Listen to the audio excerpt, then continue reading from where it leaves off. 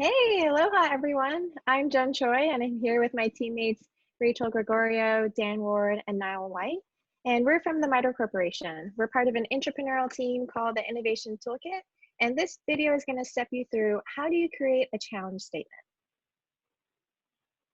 So what we're going to cover in this video is how do you take a specific problem or capability gap that you have and translate it into a publicly releasable challenge statement that you can put out to industry so that you can acquire solutions or services to help mitigate that problem.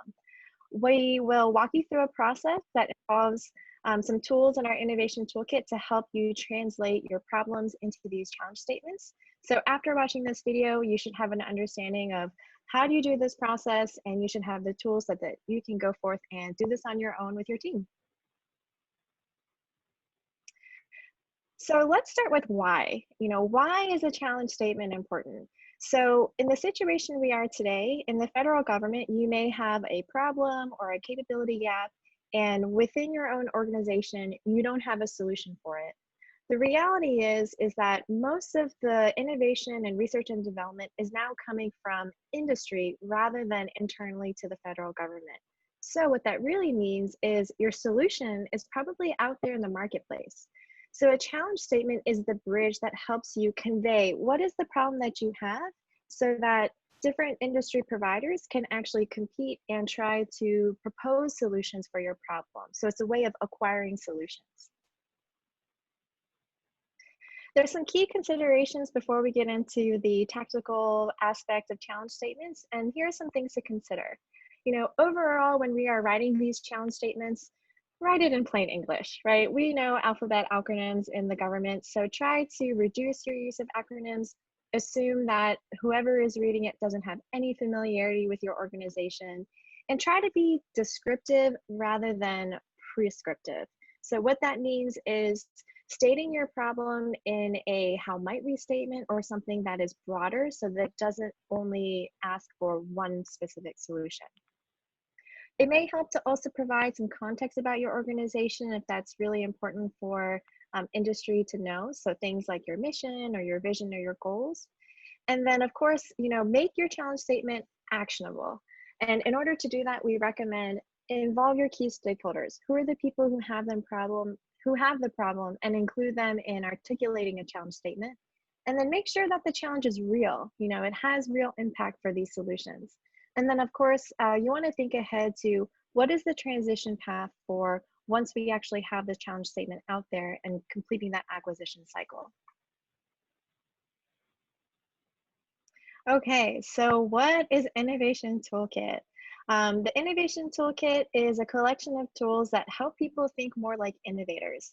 It's based in human-centered design, and they're lightweight tools. You can literally print them or just use them on your computer digitally. And it helps you walk through the problem-solving process. So there's various aspects to it, which I'll show in the next slide. And really, we wanted to democratize innovation. So all of this is available on our public website for anybody to use. One of the things we love to share is the double diamond framework. We use this as a model for what does problem solving look like. You can read this left to right in 4 columns, which each corresponds to a phase. So in the first column, we have phase 1, setting the stage. This is where we identify, hey, we've got a problem. Then you move into the next column, which is solve the right problem. This is phase 2. Here, the emphasis is on articulating a problem and making sure that we fully understand what the problem is so that we're not accidentally just solving for symptoms of a problem. The next phase is solve the problem right. Here's where now we step into our traditional solutioning and where we're actually actively building or creating solutions. And then of course, in the last phase, we have deliver, and this is where the final solution is delivered. You'll notice that there's 2 diamonds in the center, and they represent the types of thinking that you need at different phases. So on the left-hand side of the diamond, we have divergent thinking. This is where you want to think outside of the box, introduce diverse perspectives, quantity over quality. Anything is possible here. After a certain point, whether it's a threshold or a time or something else, you move into the right-hand side of the diamond. This is convergent thinking. Now we are trying to narrow down our ideas. We're prioritizing, we may have some criteria that we're using until you really only get down to a select few. And you'll notice that there's 2 diamonds, which means you repeat this process. And in reality, there's actually multiple diamonds sprinkled in here. You can have this process occur in series, in parallel. It's very iterative. So we like to show this. And in today's workshop, we're really going to be focusing on that phase 2 to make sure we're solving the right problem. Okay, I mentioned that we have this toolkit, and here you go. So you can go to our public website, itk.miter.org, and here are 6 categories of our tools. We have frame the problem, generate ideas, develop plan, evaluate options, understand user, and reduce complexity. Within each of those sections, there's various tools, and on our website, we have instructions, downloadable tools, and helpful tips for using these tools. One of the things we like to do when we're solving problems is something we call a tool chain. So what happens here is the output of one tool becomes the input of the next tool. Here are some examples of how you could string together tools. I'll use the first one here. So if you need an idea, 3 tools that we recommend using in sequence are the system map, then the Lotus Blossom, and Stormdraining. And they will cover various aspects of divergent and convergent thinking to help you get to an idea. We have 4 others listed here, and we'll go into a specific one for this workshop later. Okay, so what are the tools we're going to be using today? We'll be using first the Lotus Blossom under Generate Ideas. Then we'll be using Stormdraining under Evaluate Options, and then Problem Framing under Frame the Problem. And next, I'm going to turn it over to my colleague, Rachel. Thanks, Jen. So we're going to start by going into a toolchain overview so that you can see the flow from one tool into the next.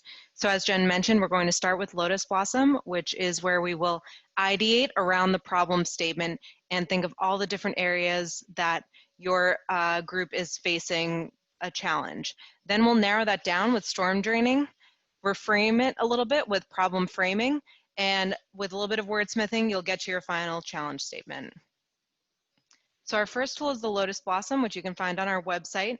It's a bit of a structured mind mapping tool if you've used that before. And as you can see in the top right corner, it's a divergent thinking tool. So we're thinking of a lot of ideas, no idea is too crazy.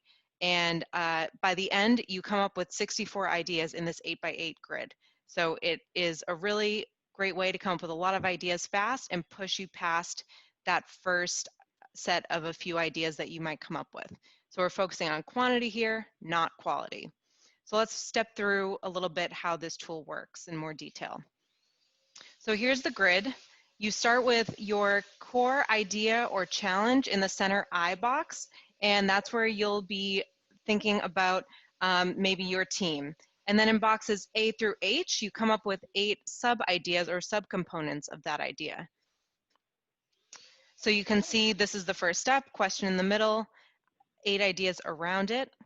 And then idea A pops out into the top left corner and you come up with sub-ideas around that. So you can see we're just getting a little bit deeper, a little bit more specific as we go. And by the end, you'll have all of the boxes filled out. So you'll have a very rich and full idea of what your problem is all about in a really organized fashion. So this is just an example of a partially filled out Lotus Blossom. So you can see around the center of virtual collaboration, these are some things that you might need to think about. So when we're thinking about holding a virtual workshop, we might be thinking about who needs to be invited, what is the message content, read aheads. These are all elements of meeting pre-planning. And then in the top right, you see participant considerations. You might want to think about the personalities in the room, their preferences for collaboration, and some of their technology comfort level. So just an example of coming up with ideas. You can imagine if this was a really filled out canvas, you would have a super robust idea of how to move forward with your virtual collaboration. So with that, I will turn it over to my colleague, Niall. Yeah, thanks, Rachel. So now that you've generated so many ideas, it can be difficult to know what to do with them. So There are lots of converging tools now that you've diverged on a lot of things. One of them that we're going to talk about today in this tool chain is Stormdraining, which is kind of the inverse of brainstorming. It aims to reduce a large collection of ideas, activities, or components to a smaller collection of the most valuable or promising ideas. So as you kind of keep doing this and keep doing this, hopefully you come down to something that you know is really important to you. And on the next slide, we'll talk a little bit about how you do that. So this can be a passionate discussion among a group because nobody wants to see their idea go away.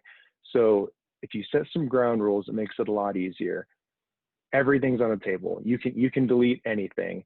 And delete should be the default. It shouldn't be, hey, what stuff can we save? It's, hey, what stuff can we get rid of?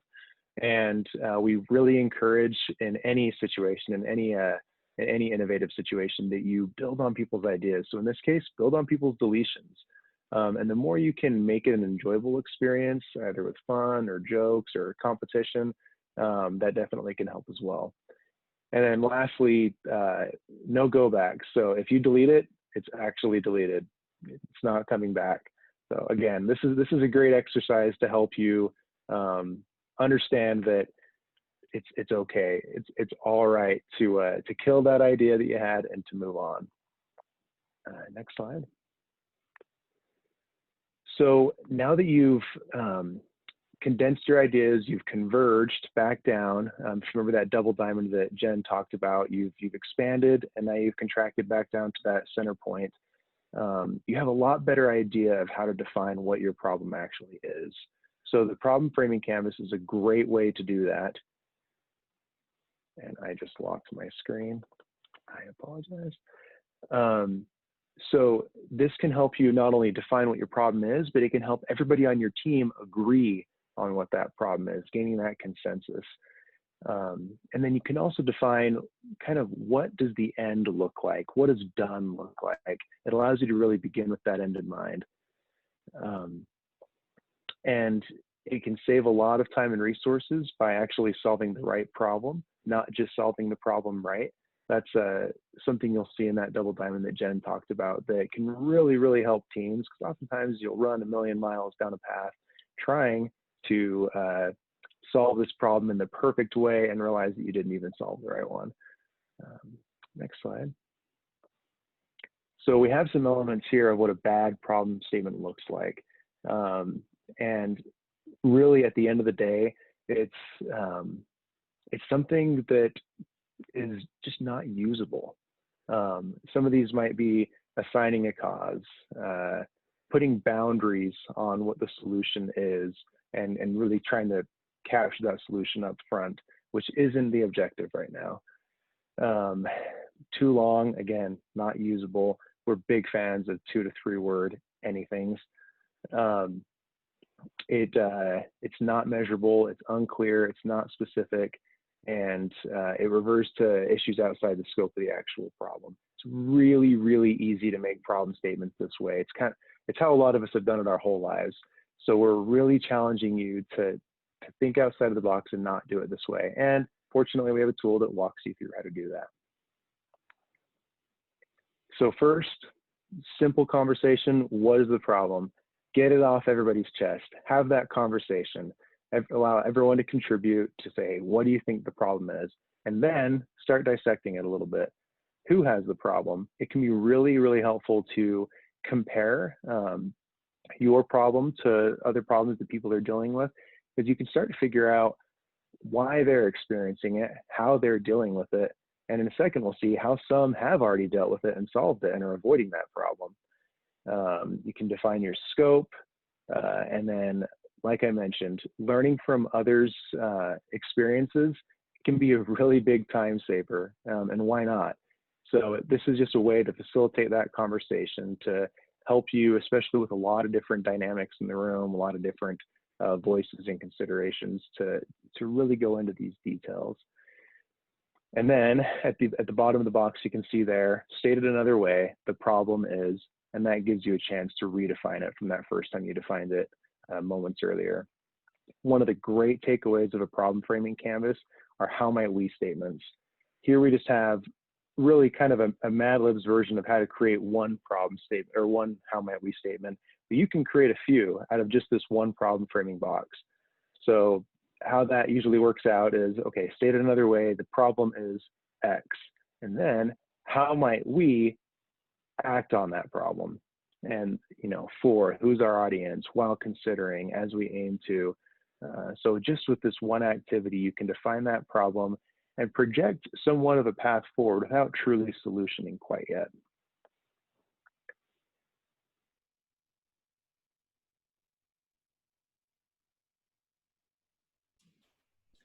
And we seem to have lost Niall, so I'll just jump in here and walk you through a quick example of a filled out problem statement. This is when a couple of us sat down and worked through as an example that we use a lot. So in the upper left-hand corner, the problem is I have too much stuff to do. I think that's something a lot of us can identify with. And when we wrote that down, like that felt true, that felt right. We all agreed like this resonates with us. But as we started getting a little more specific, and we were doing this one in particular for a group of educators, or with a group of educators, you know, we talked about, well, who has this problem of having too much stuff to do? Well, all the teachers do, and all the students do, and they experience it at home and when they're in the classroom, and it's an everyday thing. The scope you can see on the right-hand side, like this feels like a big problem, somewhere in between trivial and serious. Like, no, we're not losing lives here, but it is still a relatively significant thing. And it's a pretty static problem. This doesn't change from day to day. We have too much stuff to do, and that's kind of an unchanging reality of life in the big city here. So then we began taking a look at, on the left-hand side, who else has this problem? And at first we wrote everybody, and then we realized that's not helpful. So we crossed off the word everybody, because to just say everybody, well, doesn't give us very much insight, does it? Because to a certain extent, there's no such thing as everyone. And then we wrote, you know, doctors and nurses have it, administrators have it, parents have it. And I would actually expand on that a little bit and say there's no such thing as a doctor. From a persona perspective, that's getting into a whole other tool. There is a, you know, 30-year-old female oncologist working at a large hospital in Boston. Like that's a specific kind of person. But, you know, we do find that this problem of having too much stuff to do is fairly broad, and you can find that in a lot of places. Then we began to talk about the elements of the problem. Why haven't we solved it? That's my favorite question on this whole canvas. Why haven't we solved this problem? Because that's a question we often don't ask when we are dealing with and wrestling with problems. But it can be really insightful to understand, maybe we haven't solved this problem because it's new. It just popped up and we haven't had a chance. Maybe we haven't solved it because it's hard, and we can give ourselves a bit of a break, give ourselves some grace here and recognize this is just a difficult problem. But that third box there, maybe we haven't solved this problem because it's a low priority. And sometimes we've done this exercise with groups and we've come to a clarity and consensus. The problem is X. We all agree that is a problem and it exists. And then we realize it is a low priority problem and we're not going to solve it. We're going to let it persist. But we're doing it deliberately, we're doing it on purpose, and we're doing it out loud. Not denying the problem, but just saying, hey, there's more important stuff we're going to do instead. That can be a really important moment of clarity for a group. And then on the right-hand side, you know, who does not have this problem? Well, maybe time management experts don't have this problem. I wrote my name on the list. I don't have this problem of feeling like I have too much stuff to do. Because we go into this bottom part, the little Mad Libs fill in the blanks, we reframed it a little bit and we said, given that we have too much stuff to do, and over the course of this discussion, how might we prioritize our activities for ourselves and our colleagues while considering our obligations as we aim to maximize our impact? Now, all of a sudden, it's not about having too much stuff to do. It's about prioritizing our activities and maximizing our impact. And that's actionable, it's clear, it's simple, it's memorable. It's something we can do in a variety of ways. We can prioritize our activities, you know, with various prioritization techniques. There's technology we can use. We can get more training to it. We can build an organizational structure that helps us prioritize those activities and maximize our impact. So this is a problem statement that points to a number of specific options and approaches to tackling this problem. And it's just so much better, more actionable, more clear to say, how can we prioritize our activities to maximize our impact than to say, oh, I have too much stuff to do. So I hope that's a clear and useful example for you. And I guess we can move on to the next part here. Hey everybody, I'm Dan. This is the part that I'm prepared to speak about. We're going to talk about the TRIZ Prism a little bit. The TRIZ Prism is a bonus tool that is not included in the original toolchain, but you may want to add it to the toolchain we've discussed so far. One of the running jokes on Team Toolkit is every tool Dan talks about is his favorite tool. This really is one of my favorite tools. So if your problem statement has any sensitive or confidential information that you don't want to or can't or shouldn't share with the wider world, this tool can be helpful in transforming that problem statement into something that's more widely shareable by generalizing it. So next slide. So here's an example of a walking through the TRIZ Prism based on an actual project that I led in 2002. We were supporting a group of special ops forces who were over in Afghanistan. And the problem in the lower left-hand corner was that the satellite imagery file that we had collected was too large to send to that specific special operations soldiers in Afghanistan using the very limited bandwidth that they had available to them. So in that lower left-hand corner of the TRIZ Prism, you want to write down your problem statement as specifically as you can with all the details. This specific satellite image to this unit on this timeline and this location using this bandwidth. Now, that was a really hard problem. We didn't know how to solve it, so we couldn't go straight from the specific problem to the specific solution. There were also some classified elements to it, which I'm not including here, that we couldn't really broadcast very easily or very widely. So the way you use the TRIZ Prism is instead of going from box 1 in the lower left to box 4 in the lower right, you go up to box 2. And that's where you restate the problem in general terms. You strip out the specifics, you strip out the particulars, and now instead of talking about a satellite image to this location on this timeline through this bandwidth, we're saying this big thing doesn't fit through this small aperture. How do you fit a large object through a small hole? How do you fit the elephant through the soda straw? With that general problem statement, now we begin to explore general solutions, the types of strategies, the types of problem-solving approaches that we typically might take to solve that category of problem. Again, we're not dealing with the specifics, we're dealing with the generalities. So could we get a smaller elephant? Could we get a bigger soda straw? Can we chop the elephant up into pieces or maybe use multiple straws or other ways to do this? And that's where the metaphor breaks down a little bit, but you can kind of see what we're doing here. And from that general solution, what we were able to figure out was, turns out the folks we were trying to support over in Afghanistan didn't need the whole picture in the first place. We created a system that allowed the soldiers, the users, to draw a polygon on a map and request a small image chip. Just send me this part of the image file, not the whole thing. So it turns out that problem statement that we had in box 1 that we had all agreed was the problem, it wasn't quite the problem. There were other factors involved, and we didn't need to fit the whole elephant through the soda straw. We only needed to send the tusk or whatever piece we were trying to send.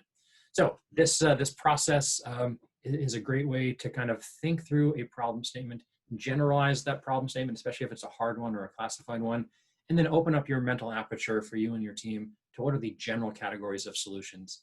And then you begin reintroducing the particulars once you've sort of picked some of those general solutions. So there's a little bit of a double diamond divergent and convergent behavior happening in this one individual tool as well.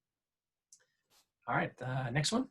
Before we jump to the next slide, Dan, I'll just interject that to use this tool in your challenge statement development process, we recommend going from your specific problem that you developed in the problem framing canvas to the box 2 general problem and just stopping there, because that's where you bring in industry and the non-traditional companies to propose ideas against your general problem. So that's why this is a bit of a bonus tool, because you're not using the entire thing to solve your problem that you defined.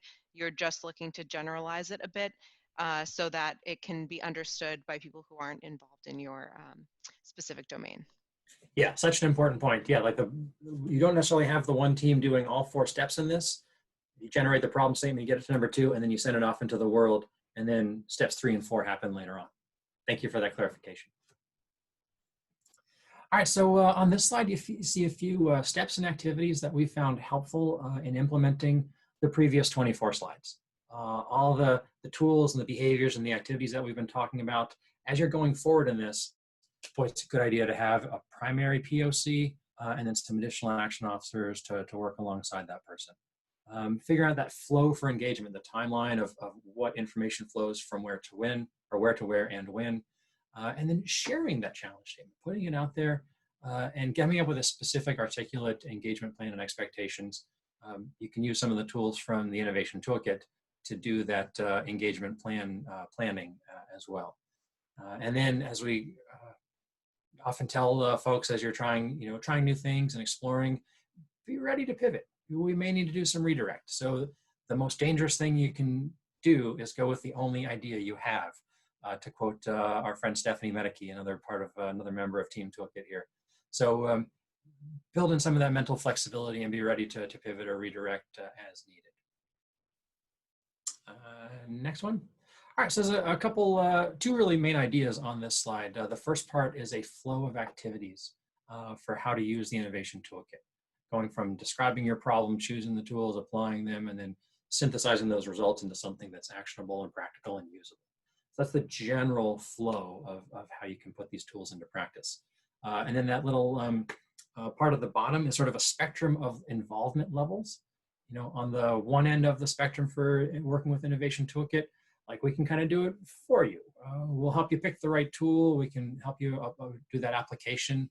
And then the other end of the spectrum is kind of DIY, do it yourself. Just sort of go to the website, download the tools. For each of them, there's a description of what is the tool, when would you use it, why would you use it, and then step-by-step instructions on how you use it. There's also templates you can download that's been mentioned, and we have a blog, so that's itk.miter.org/blog.